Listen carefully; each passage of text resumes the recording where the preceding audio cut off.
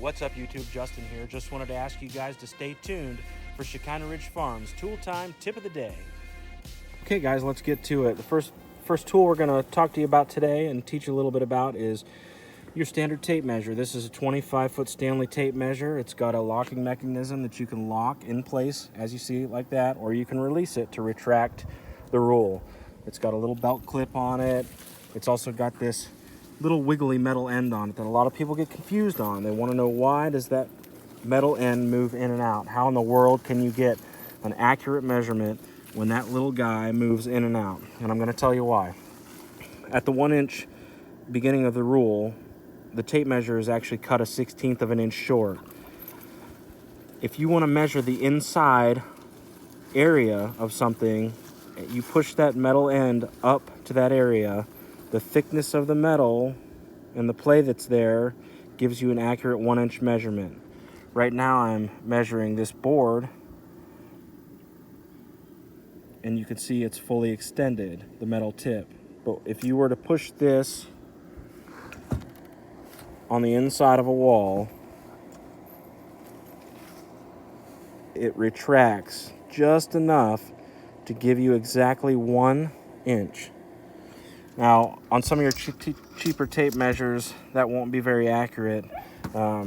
So if you have a good medium quality to high quality rule, that they have that tuned in pretty well.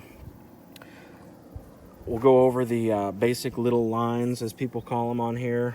Sometimes it gets a little confusing for people that have never used a rule and built anything before. Let's start at the 2 inch mark.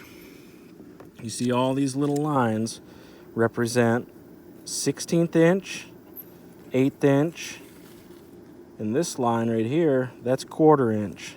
This line right here is 1/2 inch. So let's say I'm measuring something that is, I want to make my mark at, I want 2.5 inches. There's my 1/2 inch mark. Let's say I want 2 5/8 cut. I go to my 1/2 inch mark, which is 4/8, add another 1/8. That's 2 5/8. So it takes a little getting used to and a little figuring in your head when somebody says, "Oh, I need that board cut at 2 3/8 inches." Well, you know that line is an 1/8, another 1/8, and another 1/8. That's 2 3/8. Oh, I need that board cut at 2 5/16. Well, your little lines are 1/16, 2/16, 3/16, 4/16, 5/16, 2 5/16.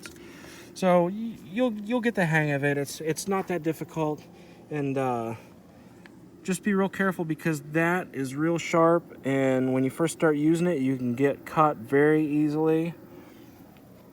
But if you want to build anything that looks, quality, you want a real good, accurate measurement on every cut. And remember, measure twice, cut once. Thanks for tuning in.